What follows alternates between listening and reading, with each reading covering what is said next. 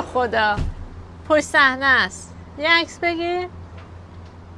وای چه جالب، جلل خالق. سلام چطورین؟ ایشالا که خوب و خوش باشین. من امروز میخواستم یه ذره تجربه های شخصیمو بهتون بگم در مورد سگ و گربه. از اونجایی که 2 تا سگ و 2 تا گربه داریم گفتم که یه مقدار، چون خیلی میشنوم، یکی میگه من گربه دوست دارم، یکی میگه من سگ دوست دارم، یکی اصلا وقتی میگه من تو دلم یا به خودشم میگم که اصلا واقعا نیارین، چون اصلا به سبک زندگی شما نمیخوره، نمیتونین، چه سگ باشه چه گربه باشه.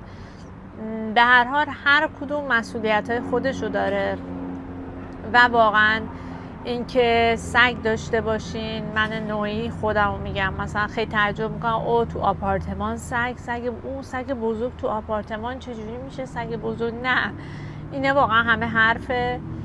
الان ما تو داونتاون ونکوور تو یلتان هستیم، تمام این برجا 2 تا سگ بزرگ دارن ولی بهشون میرسن، یا میبرن این پارک سگا، این که میبینین قبل از سر کارشون یارو مثلا اومده با کچلوار، یا اینم که هر جوری بهشون به هر حال میرسن، یا داگ واکر دارن، در هر حال بهشون رسیدگی میشه. در مورد این که اونو من کاملا نظر مخالف دارم، مگر اینکه یه جایی مثل ترکیه که ما بودیم و آپارتمان هم بسیار بزرگ و عالی بود ولی ما بیرون نمیتونستیم ببریم برای بازی، در حقیقت فقط با قلاده بودن. خب آره اونجوری سخته. یا کسی که کار میکنه از صبح بذاره تو آپارتمان، در رو سگ ببنده، وقت نداشته باشه، نه خودش نه داگ واکری نه دوستی نه آشنایی سگشو ببره، خب اینم آره شاید عجیب باشه. ولی فرهنگ آپارتمان نشینی خب آره نگهداری میخواد، تمیز باید نگرش دارین، چه خونه چه آپارتمان. ما از بیرون میایم دائم دست و پاشونو تمیز میکنیم، سرشونو دستمال میکشیم با دستمال مخصوص خودشون و واقعا همیشه، یعنی غذا میخورن ظرف آبشون بلا فاصله ظرف غذاشون جمع میشه، شسته میشه.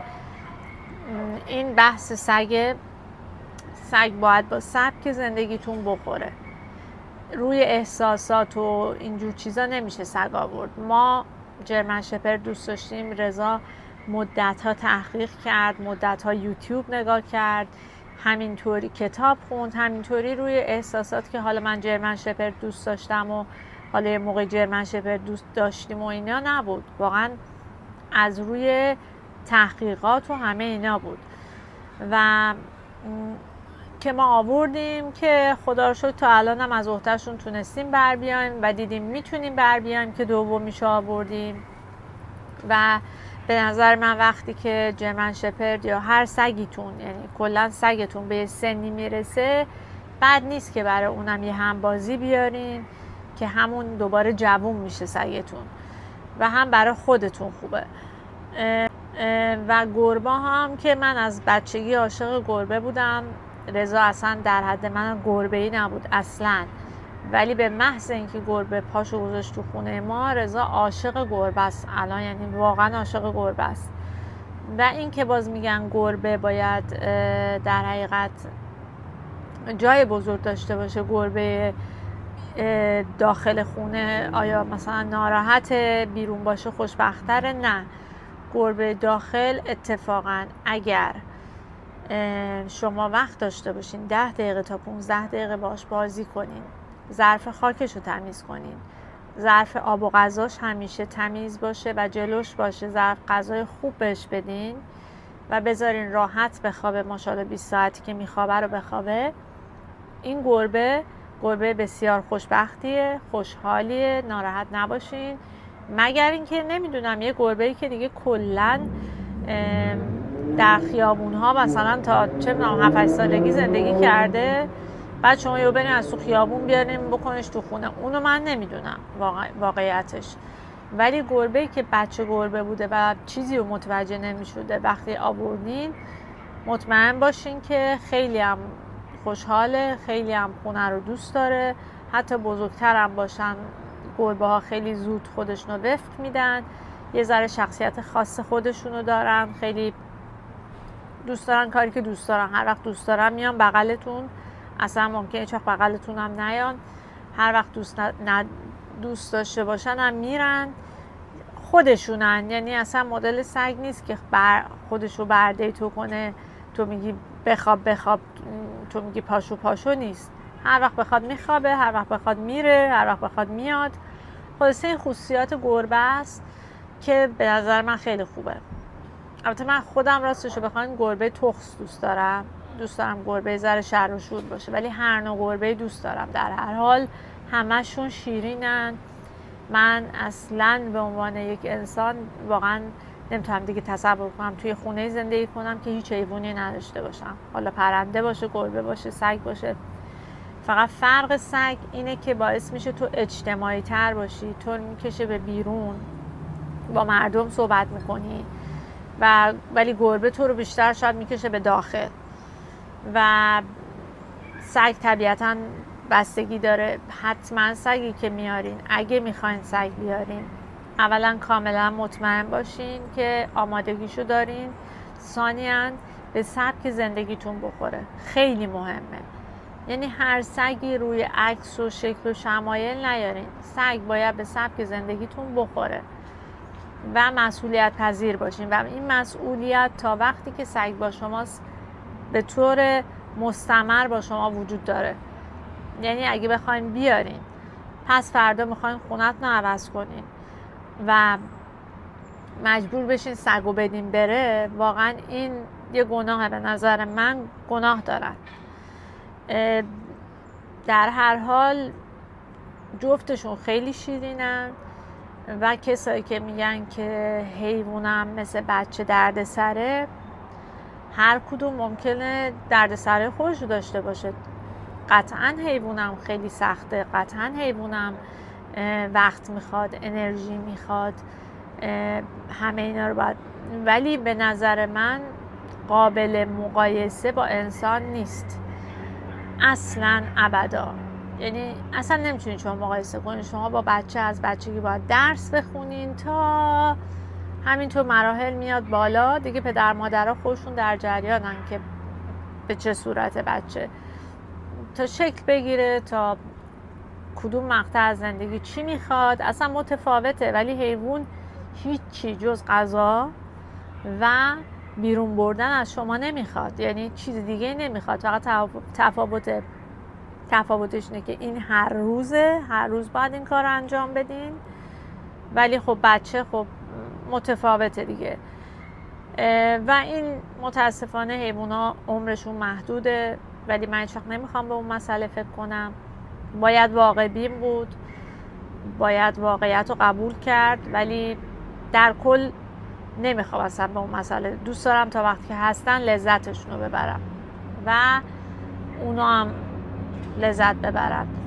الان آوردن فیگو برای لولا خیلی خیلی کمک شده. یعنی لولا شده دوباره سگ اکتیو، فعال، جوون. مهمه حتما از یک داگ ترینر کمک بگیرین که بیاد خونتون رو ببینه، محیط خونه رو ارزیابی کنه، بگی قبل از که پاپی میان چه کارایی بکنین که سیف باشه، اگه حیات دارین حیات رو سیف کنید، چی کارا بکنین و اصلا به سبک زندگیتون رو بگین چیه و بر طبق اون سبک زندگی شما اون سگو بیارین.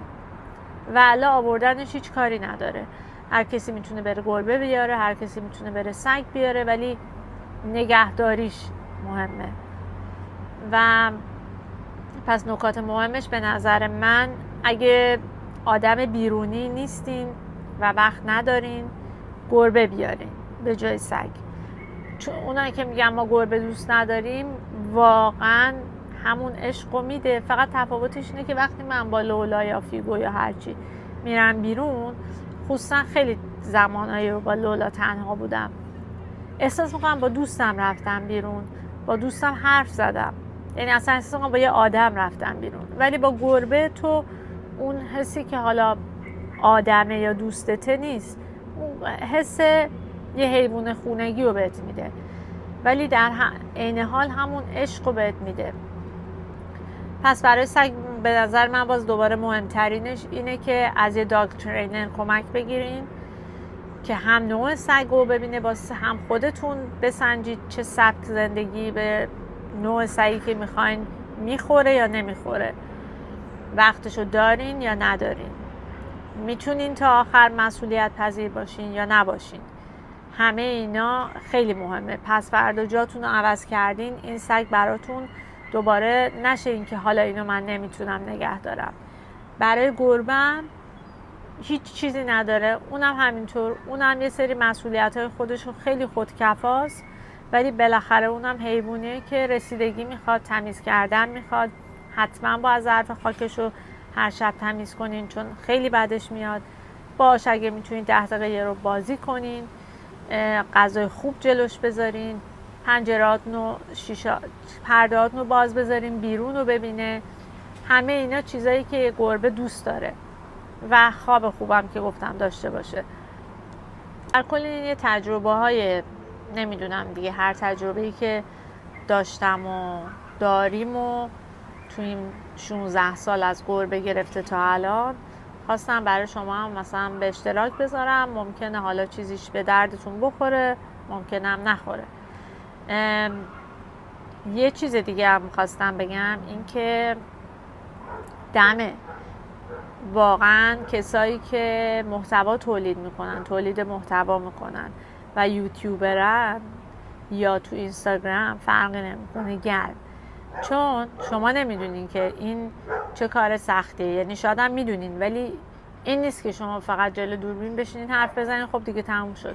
شما همیشه مغزتون باید کار کنه، از بی ربط‌ترین محتوا تا بهترین محتوا زمان میبره، وقت میخواد، فکر میخواد. یعنی اتفاقا از یه کاری که شما برین روتین انجام بدین واقعیتش رو بگم سخت‌تره.